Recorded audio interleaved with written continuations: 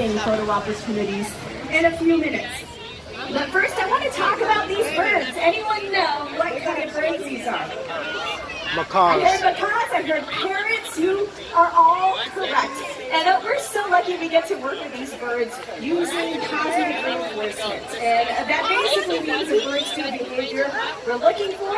They're going to get something they like in return. Now our volunteers, oh my goodness, our volunteers, they're holding these key perches.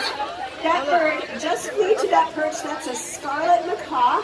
And you'll see she gets a nut for going to that perch. And that's how positive reinforcement works. And this works for all different types of animals, even humans. Anyone have a human they want to train some new behaviors? Yeah. Get out those treats for sure. That's like scientifically proven the best way to train new behaviors.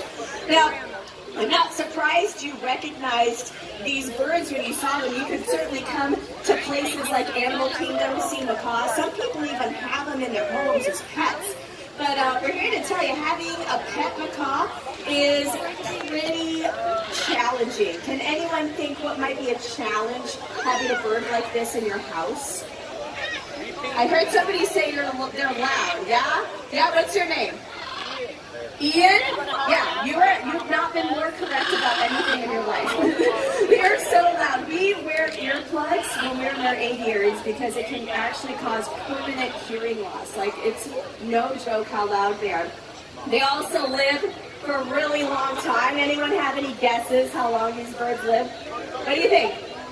Yeah, 80 years, yeah, 60, 70, 80 years. I mean, we're talking comparable to a human lifespan. They're also very messy in the way that you're thinking of. You know, they go to the bathroom a lot, but also those beaks. Those beaks are always growing. They're always chewing on things.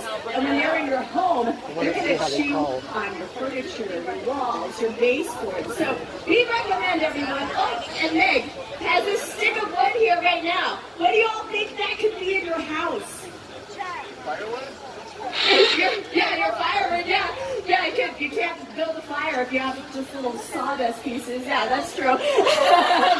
Yeah, it could be like the leg of your chair. It could be your stairs. We've heard bones. Like, it's no joke. So we recommend everyone enjoy parrots because they're amazing. But you know, you can always come to places like Animal Kingdom. You don't have to bring them in your house. It's a big challenge. Now, if you all don't have your cameras out, I suggest you getting them out right now. Because my favorite part of Wing Encounters is coming up in about a minute. Also, feel free to come in and fill in all of this space here. This is going to be prime real estate, so come on in and fill in all of this space. But I want to talk first about these birds in the wild. You know, I mentioned that they seem pretty common, but it might surprise you that in the wild, they're getting harder to find. And a lot of it is deforestation, habitat loss. A lot of these birds are taken illegally to be pets. It's having a devastating effect on blue-throated macaws. These are the rarest macaws in the wild. There's only about 300 left. But it's not all bad news. We are working with an organization to help breed blue-throated macaws. And the offspring are slated to go back into the wild. And hopefully they'll meet the wild populations. And, you know, you can take flocks of macaws in wild places. That'd be pretty cool, right? Yeah. What about seeing a flock of macaws right here? Get those carrots up and get ready.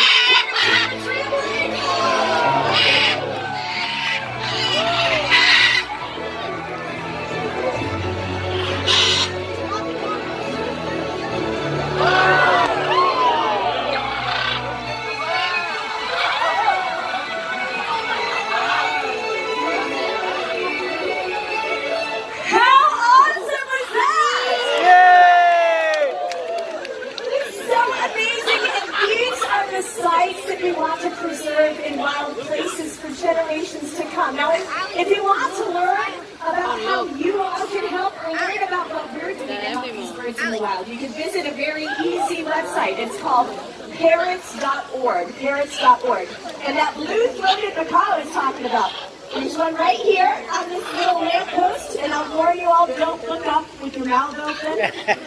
You're in the splash zone. But yeah, that is the blue-throated macaw, rarest macaw in the wild. You can read all about them at parrots.org. Read all about what we're doing to help those birds. But I want to set you great picture. So everyone get your cameras, move to this area right here. This is the best spot to stand. If you have slow motion, turn that on right now. It is the coolest shot ever. We're going to be here multiple times throughout the day, so come back and see us. For now, we're going to see what we think these birds do best. I think we can all agree that is when they take flight.